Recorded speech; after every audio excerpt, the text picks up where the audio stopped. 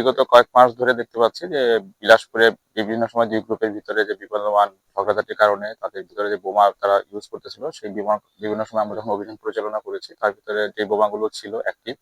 আমরা কোর্টের আদেশপত্রে আমাদের বিশেষায়িত পুলিশ ইউনিট এন্টিটেরিজম ইউনিটের বোম ডিসপোজাল টিমের সহায়তা আমরা সেই বোমগুলোকে আপনাদের সম্মুখেই আমরা সেগুলোকে ডিফিউজ করেছি। RICL TMX, যুগের পর যুগ স্থাপনা থাকে মজবুত এবং দেখেছি এগুলো বোমার কতগুলো ভয়াবহতা, এগুলো যদি আসলেই হতো তাহলে প্রাণ নাশের একটা সম্ভাবনা ছিল।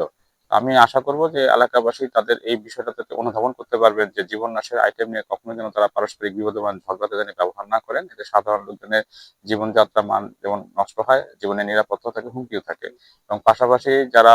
আগামী শিশু প্রজন্ম তারাও এটা ভয়াবহতা থেকে যেন মুক্তি পায় সে ব্যাপারে আমাদের সকলের সাথে কাজ করতে হবে।